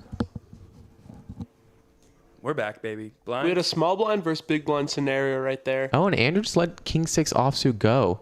And we've also I'd be got a tempted to rip scenario. Oh, that hurts me, because Andrew played King 2 against me in the small blind versus big blind, and he stacked me. Uh-huh. And it just feels bad that he folded King 6 there. Yeah. I think it's also got to do with the fact that there's 5 people left. He's probably playing a little bit more conservatively than before, and he had King Deuce suited, so. Oh, I have an idea. Okay, so you have life resources. I'm sorry to get back to that video idea, but if you like, depending on like your poker game, is you get to spin a wheel of like life resources. So like water, food, and then like the wheel also can have like a nothing. You know, so you have food, Or you lose water, or you lose one or nothing, right? Or you have to run a lap around. And you poker house only or get to something. spin that wheel when you do good things in poker. Like, let's say we'll have like, if you win like a $500 pot or a 1K pot, that's definitely worth a spin. Or like, If you bluff. if you bluff successfully, that's worth a spin too. So just add stuff like that, and that's how you keep your poker life. Yeah, I like that. Because, yeah. That's pretty. Then you're able to get a spin regardless of where you're at in your session. This is pretty interesting. Graham's going to raise it in the small blind with 8s, and doesn't look like Ace wants to give it up. He's got a big stack here. He raised it to 300K. And Ace looks like he's about to put in the money with 8-6 offsuit, and he does. No? Wait, just a call, though? Yeah, just a call. Okay. So this is worst case scenario for Ace. Obviously, 8-6 offsuit's not normally doing this poorly, but Graham's got the pocket 8s. I'm a little surprised Graham can just rip it in pre-flop. Are you guys? Yeah, because, I mean, 8s, like we talked about with some of these middling pairs, it's tough to navigate. We're out of position. Yeah, you love to fold out hands like Queen 6, King 6 if he is folding. So now he has to try to get to showdown here. Let's see if Ace takes a stab at it. He does have a 6. He is going to bet. Card. I think that Graham definitely is not going to get away for just one bet. That is half his stack, though. Yeah, I think he might. Oh, that is half his stack. See, this is just gross. And I think this goes back to... Like, Wow. no. Ace takes it down. yeah, let's just rip it. No. Yeah. Can't be letting the big stack bully us. Gosh. Like that. And now Ace has more chips than everyone else combined, if my math is correct. I see 29 big blinds. It's close. I don't think your math very is close. correct. It's very close, Rosie. 7, 50. Yeah, it is. Look, 8 plus 7 plus 6 plus 5. That's 26. And he has 2.3. He has 29 bigs. No, he's. Rosie was adding in bigs. I was adding the bigs. Oh, I was adding the stack. Yeah, I understand how both you guys are doing. It's very close. So, wow. So he's got a commanding chip lead. Let's see how he plays it. I see a lot of the best players in the world really take aggressive lines pre-flop when they have a chip lead. Now, we are playing a short stack event, so like you don't have many spots to bully when Graham's just ripping his 7 bigs in on the button. I think Graham's a little annoyed right now that he just gave up such a big portion of his stack. He's ready to get this in now. Yeah, I think this is a standard jam with his stack size as well. Happy to take that one down. Oh, and brutal for Josh Joshua. is getting short. Does he not? Hates it. Yeah. He hates it. He's got 3 big blinds left. He was suited too. Yeah, let's keep this table audio, see if we can get some.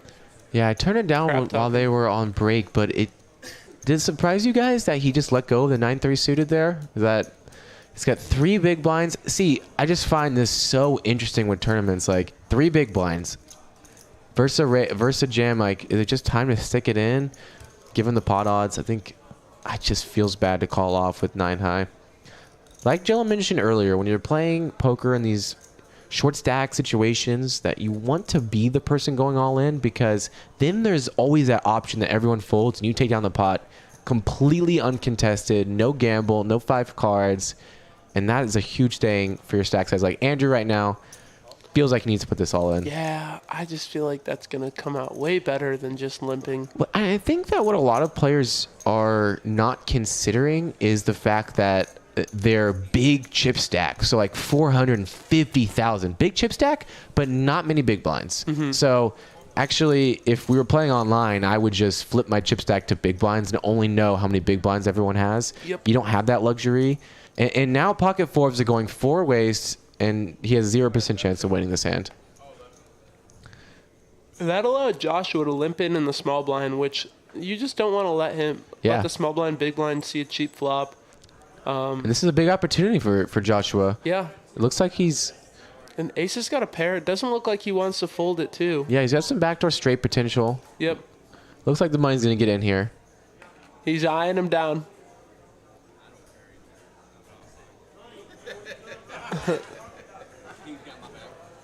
He say he doesn't care, but he does want to call here. Has a 80% chance to win this pot if he makes the call. He does make the call. Joshua's loving life here, given a huge opportunity to win a If he big wins pot. this hand, it's 820,000, and he's Yeah. like second in chips. That is crazy. Just because there was a limp and the big blind checked, it's a 4-way pot.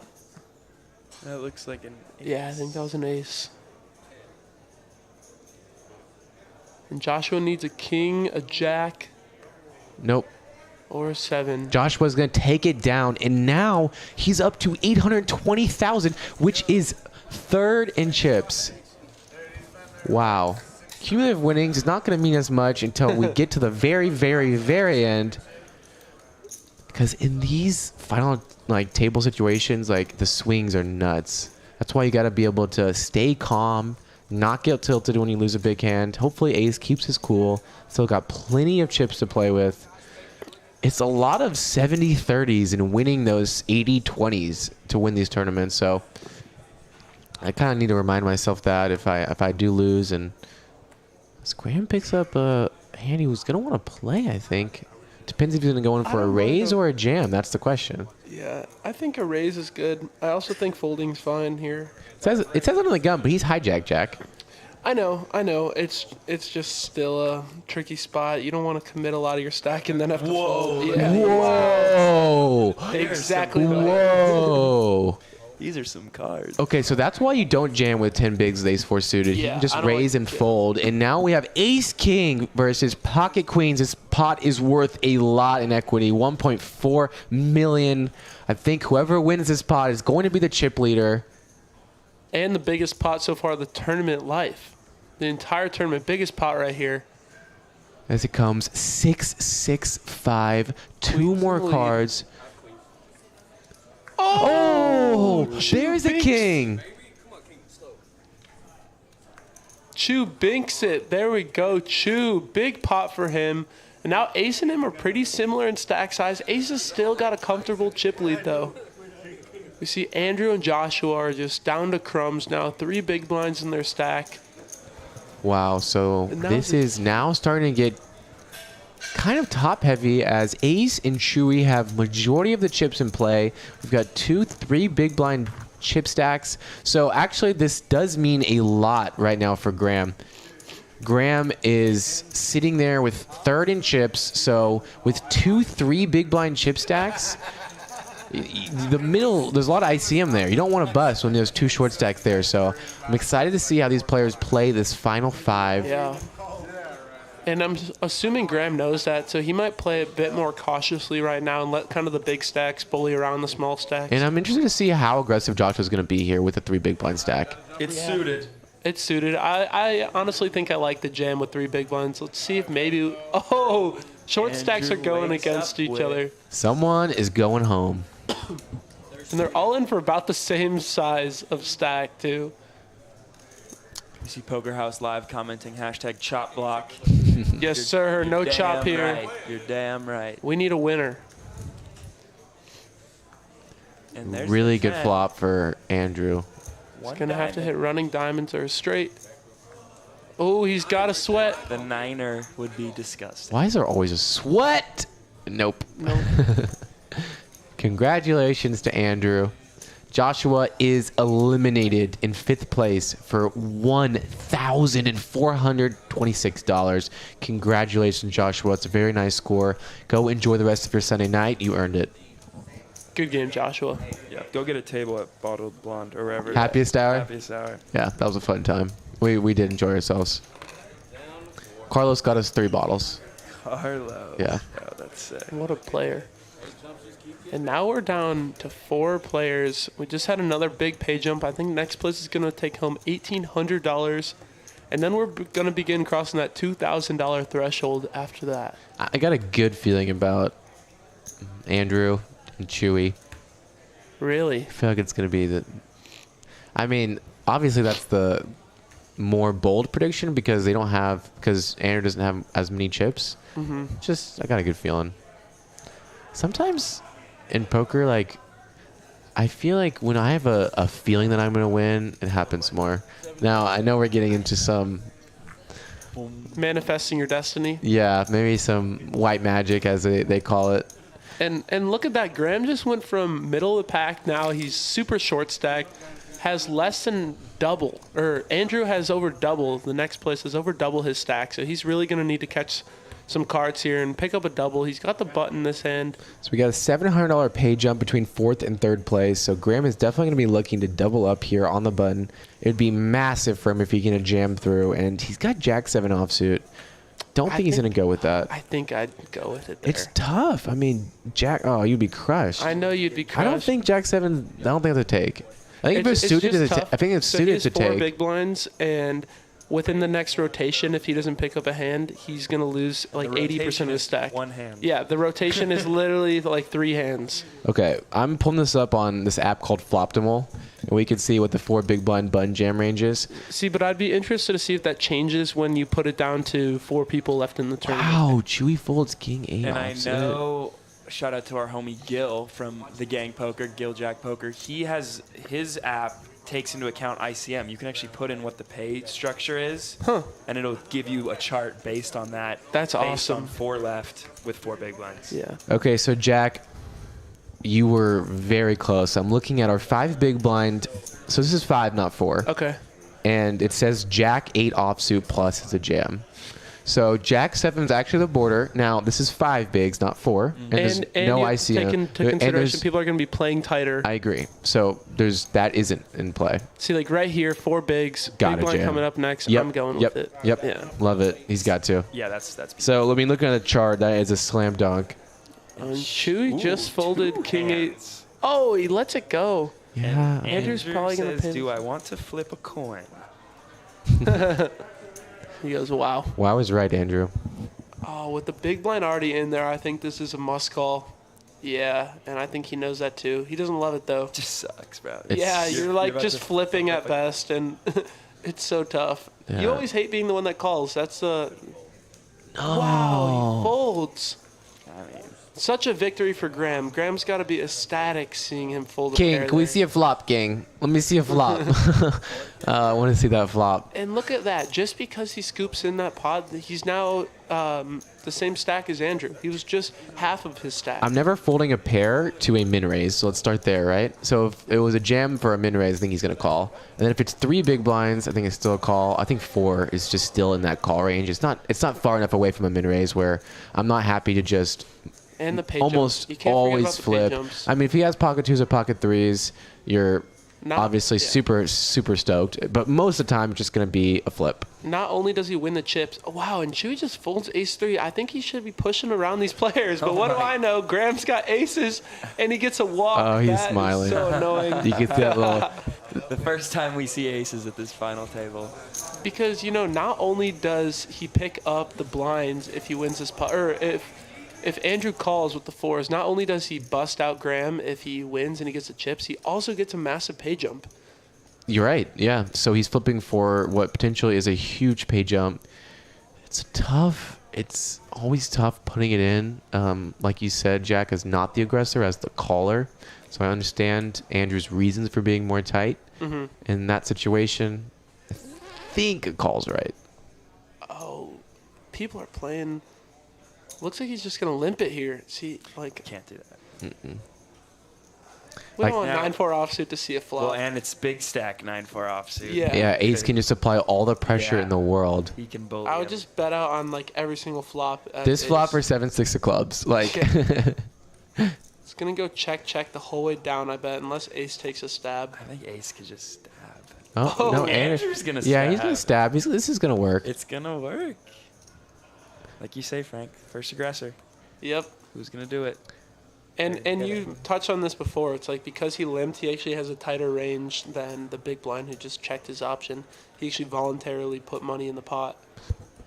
So he does have the advantage on those types of boards, Yes, he does. Just too. Good recognition. 5 bigs. Stick it in there. All in pre. No decision making post. Seems like people are just a little bit... I mean, I make a lot of mistakes post flop, so I'm sure that Clean all those up. I'm sure I can clean all of it up by just jamming it in pre. I mean, I'm sure that people today, and actually I'm trying to detach myself from really giving any value to what other people think of me as a poker player. I think that's more like what your ego wants. Like, I just want to think I'm good. I don't care if anyone else thinks I'm good or not, Like, I would like my friends, my really close friends, you guys, to respect my poker game, but, it's not my job to prove to anyone that I know how to play this game. Mm-hmm. So, point being, I sometimes try to play well for other people's opinion of myself when that doesn't actually matter. Yeah, and I think that's something we all struggle with. So. And like when I jam with Jack 9 offsuit, I just feel people are like, oh wow, this guy doesn't even know what he's doing. It's like, well, I mean, I had 10 bigs on the button. I think I've got a lot of fold equity. I mean, I think the big blind's not calling off wide enough. And the fact that Chewy was tanking with ace-5 suited for a while means that he's probably folding a lot of ace-x and a lot of king-x, a lot of queen-x, jack-x. But, like, it's still, why did it matter to me at all whether what people think it's good or not? It shouldn't. No. Not at all.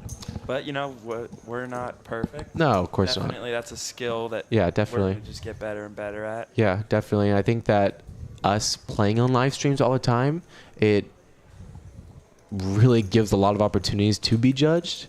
But thankfully, I really don't give too much emotional response to anything I hear from my comments or anything like that. It's mostly just trying to get better with my friend groups. Like us three, we text all day about poker hands and just talking spots and just living, breathing, and thinking about poker all day. As Chewy turns a king.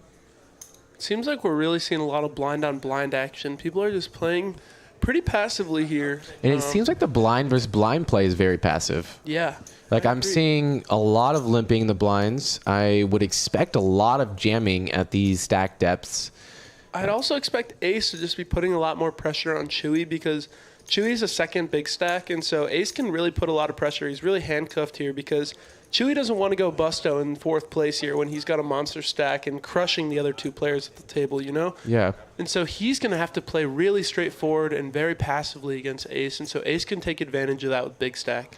So Tiny brings up a point here. He says that I actually want people to think that I'm bad, and I think that is such an interesting topic.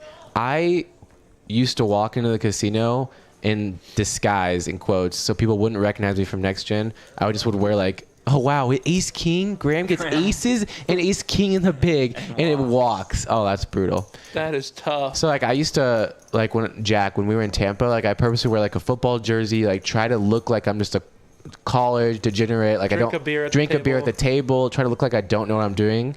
But now that, you know, we've got Next Gen Poker, it's more about like I'm always talking about it with people. So every time I play, people know I poker vlog and all this stuff. So there's no hiding it. So now I have this brand kind of that I feel like I'm representing, and I want to represent that brand to the best of its ability, play good. I want everyone to be like, oh, those Next Gen Poker guys, oh, they're good, you know. Mm-hmm. So it is a slight conundrum because in general in poker you don't want people to think that you're good.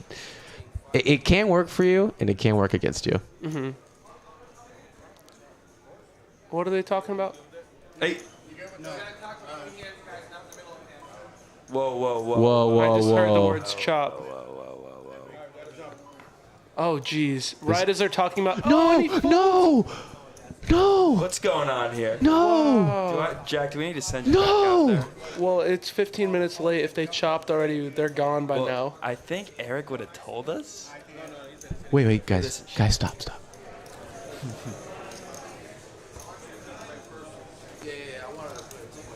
All right, 51-1, guys. 51-1. Let's go. Ace just said, I wanted to play. And King goes, all right, let's deal. Well, Ace just folded Ace 9 versus a 9 big blind jam. So do you want to play Ace? Oh gosh, my pretty big soul. jam. It's a pretty big jam It's still. small blind versus big blind. I know, but it's still a big jam. People are playing so timid. Oh, I mean small blind versus big blind. Andrew Good luck, Andrew. rips it in. Couple hands here. Yeah, Good fold. I love that fold from Graham. That's very disciplined there. Yeah, if it was suited, maybe. We're getting no chops. Everyone's saying no chops, no chops.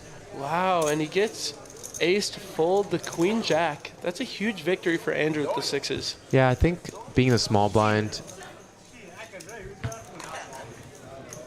We see our very own Hayden Fortini talking to Eric. Hopefully he's telling him not to let these guys chop.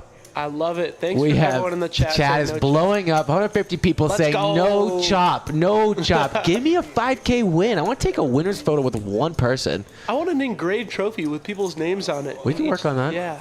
Oh, I think that'd be a cool video. What if Sick. What if for a video we made a really crazy next gen trophy? That would be sick. But I think like let's do something like crazy. And like, we have it let's make it like displayed in Poker House at all times. like with let's people's make it names written on super there. small, like the smallest trophy ever, or super big, or like our face, like something where it's like a thumbnail worthy. We could probably get something from like Etsy or someone makes like fake trophies. I bet we could from, like, find. sports Here's game what I bet. stuff. I bet we can find some TikToker who makes like trophies, or like some YouTuber who does like trophy stuff. Yeah. And then we could like have them make us something special, like next gen poker related. Mm-hmm.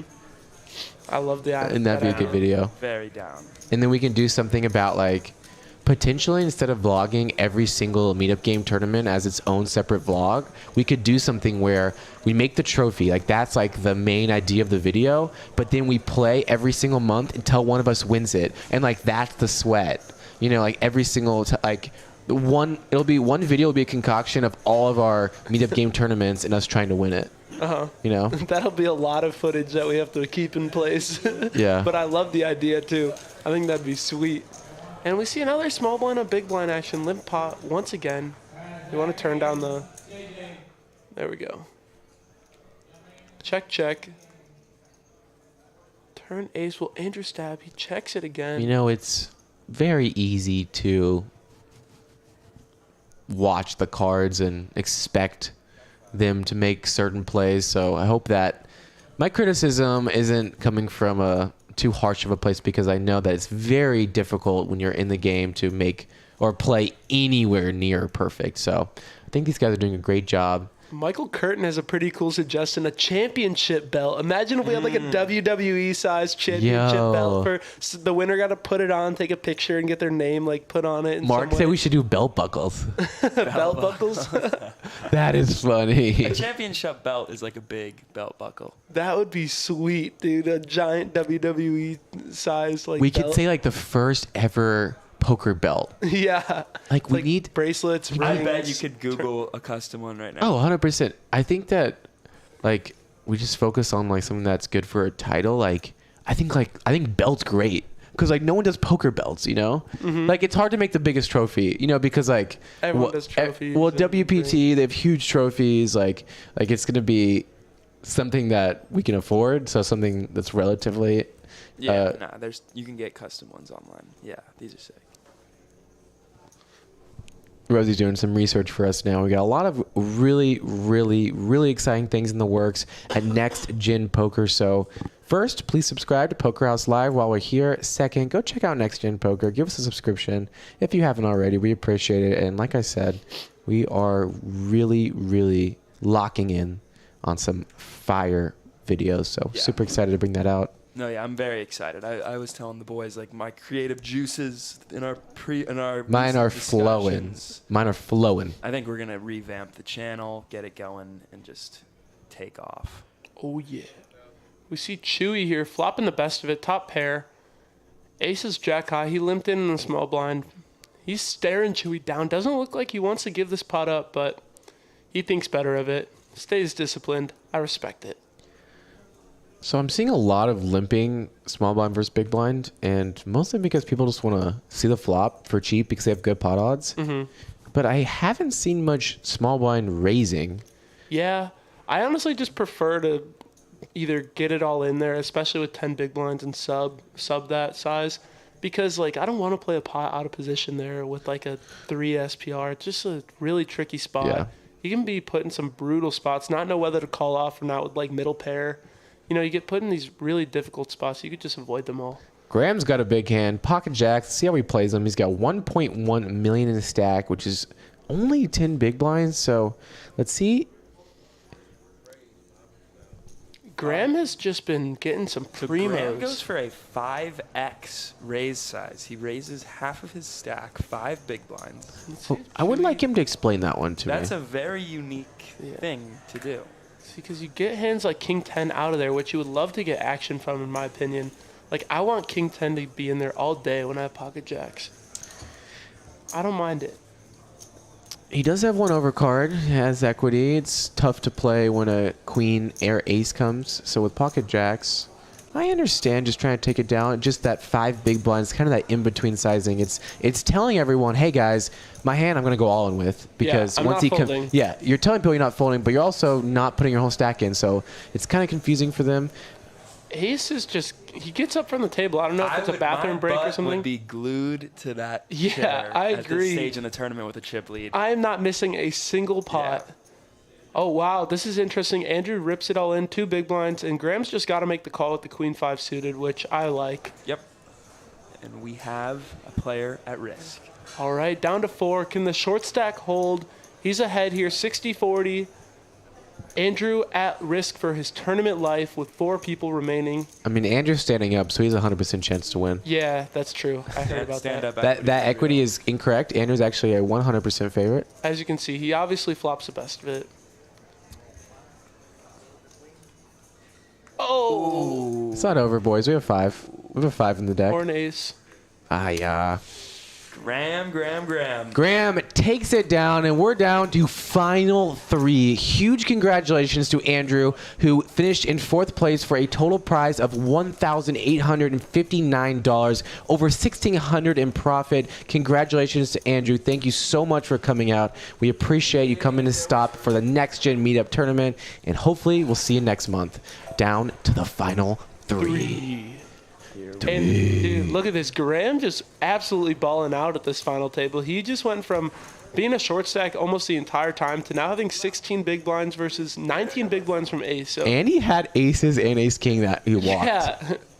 Wanna give a Imagine if he had won those pots too. He'd be a monster chip stack by now. he would have won by now. Yeah. Shout out to Dwayne And in look the at chat. that. Pocket 10. No way.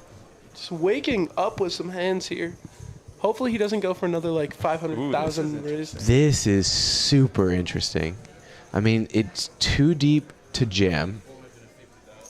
And a 450. 4.5x open. These are some interesting opens. I love it. I actually am a big fan of this. I guess if you're I was getting gonna ace say to commit, I was gonna say at least 3. I hope he went at least 3.5x. He went 4.5. that seems huge to me. But you It know, does. He's got a hand though that he's just happy to raise, call off. And he snap checks the flop with one overcard out there. He's Yeah, not gonna like that turn card either. might just. That's 600k. He's just only getting called by better hands at this point. Ace. Yeah, Ace doesn't necessarily believe him, but he doesn't have a hand to make any plays with. Very interesting play style from Graham there, just bombing it pre-flop and then on that 9 card, bombing it again. It did feel too big to shove, so it. And I don't like limp trapping against players who are less likely to raise big blind, especially with Ace. I don't see him bluffing as a raise very often, so I like a raise. Let's start there, and then sizing wise, I like 3 big blinds. you like 3. Yeah. And then I think you can just bet small on that flop too. So you got to consider your whole range when you're in a spot. So obviously pocket 10s want to go big, but a lot of his hands just want to raise to 3 big blinds. Try to take it down now and not have to deal with playing out of position in a bloated pot. But now he's got a pretty astounding chip lead. We see aces down to only 12 big blinds. Ace goes for just a limp in the small blind here. I find that also interesting. Yeah, I'd probably bump it up. Yeah, he can put so much pressure on Chewy here. Exactly. So much pressure. And first off, you have immediate full equity pre-flop if you Yeah. raise. So you have immediate full equity. But look at that. Chew. Wow, Chewy's making a play. Oh. Mid click. Wow, Ace shuts it down right away. Yeah, That he's gotta get you off easy. imagine betting 7-5 offsuit here and getting snap min raised. I am honestly glad when when I bluff with no equity, someone raises me right do away. that a I'm just lot? like, thank you for letting me not blast off because I would have stacked off. A little posturing from our boy Chew there as he takes a second look and he's like, yeah, my 7 high probably isn't good here. I don't mind him going for a stab though when ace checks to him. I would say that in He's general, got a straight draw. when you have top pair as big as a king where there's not that many turn cards to scare you off, I like just calling there in ace's position and let He's trapping when he checks. Let Chew blast Yep, if he's wanting to do that with 7 high. agreed. A lot of times you let people make mistakes. So Chewy's down to 5 big blinds now. He's got the worst hand in poker. Shrugs his head. Takes a deep sigh. And realizes he is gonna need a double up soon if he wants to remain Graham, alive. ace, very much in for the running of first place. Chewy is going to need a double here pretty soon. Thank you guys for watching. Hope you're enjoying. First place is over $5,000. So it looks like they actually adjusted the paying now. It looks like they're gonna, instead of chopping, they're gonna make first and second place very similar in prize structure, and then just play for maybe the overall win at the very end. Not sure. Whatever. Jack, when you're in that final 3 spot, you can let everyone know that you are Mr. No Chops. Did they chop? Is that live? Yeah. That was what I was trying to say. I don't think that's that. That's live.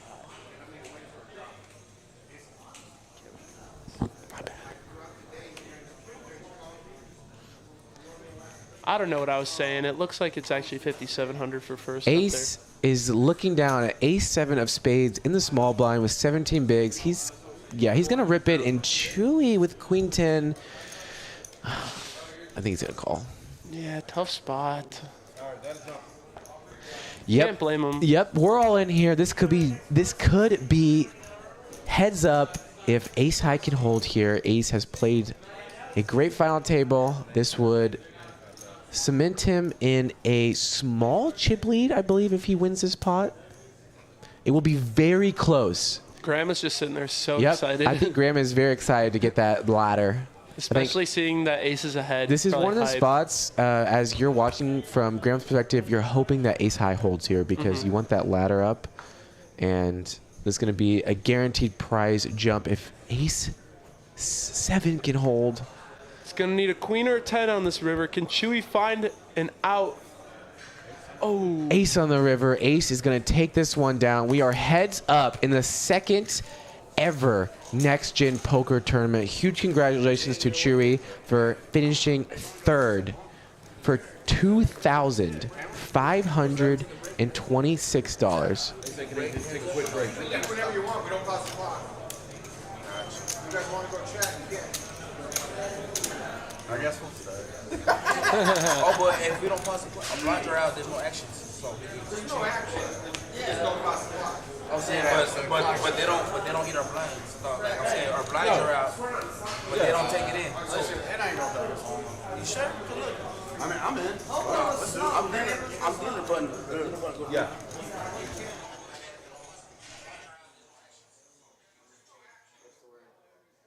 All right, boys.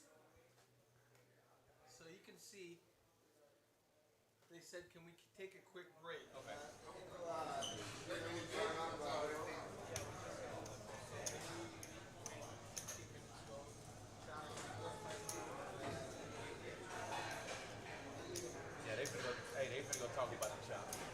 We need to make a rule where that can't happen again.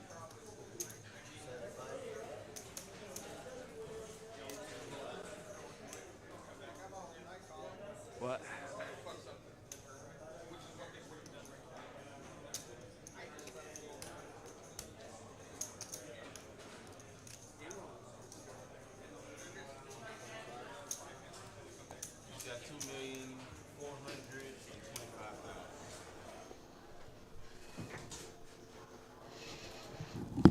All right, guys. So as we are waiting for the last 4-minute countdown, we're going to pull it right here so you see more of us. So our production leader, Eric, has come in with an announcement. And you can kind of tell by the somber responses here that we don't have good news for you. Our buddies, Ace, and our buddies, Graham, came together during this short 5-minute break. And they told us that they're chopping the money up today. They are not going to play to a winner. It's a chop between the two, even dead chop. There was an extra 200 split between first and second, and they're giving that $200 to the dealers. Great for you guys. That's awesome. Thank you for taking care of the staff.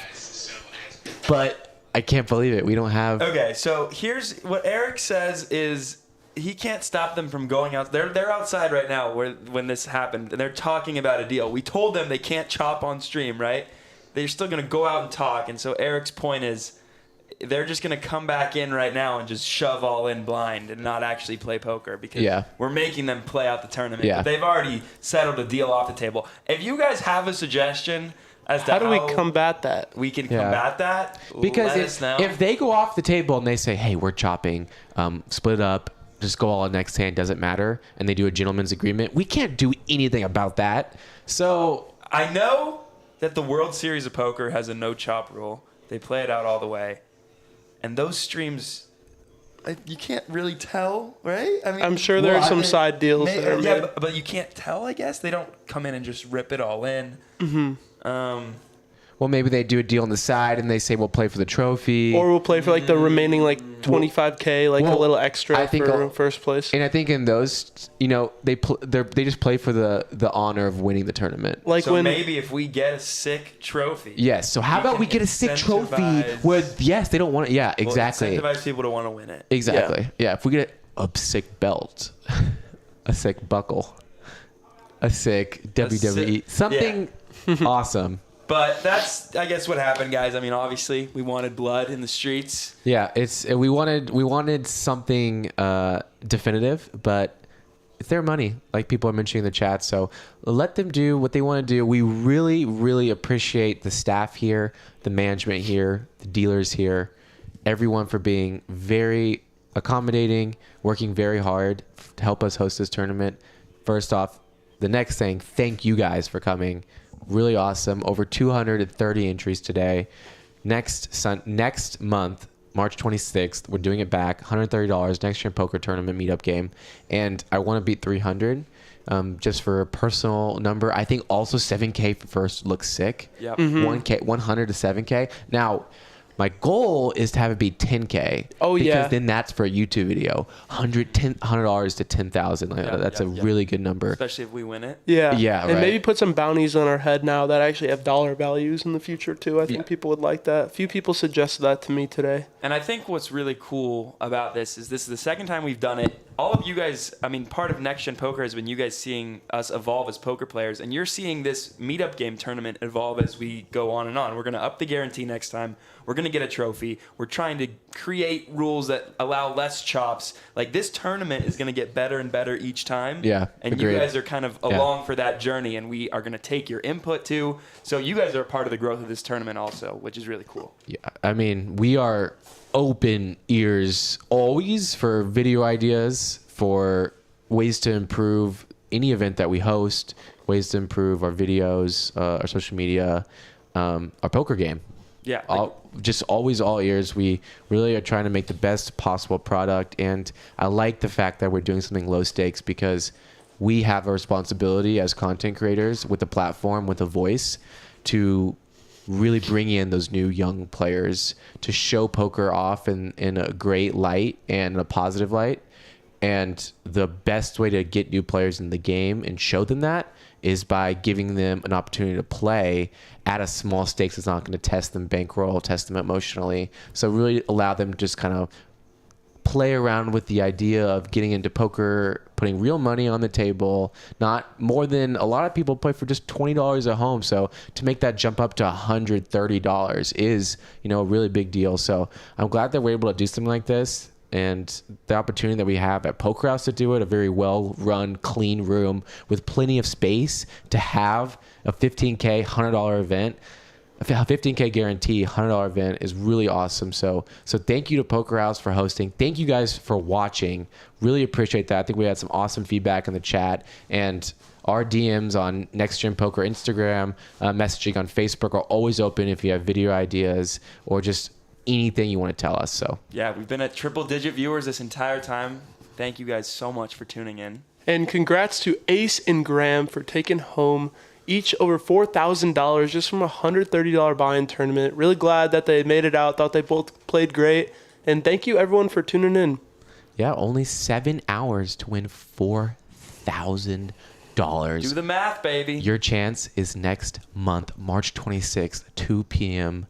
We will see you guys there. Thanks for watching. Make sure to subscribe. Tomorrow night, Monday night, Small Stakes Poker House live stream. Make sure to tune in. We got Tiny. We got Chris Larkin in the booth. It's going to be awesome. Thank you guys for watching. Hope you enjoyed. Have a great rest of your Sunday night. Cheers, homies. Cheers. Frankie.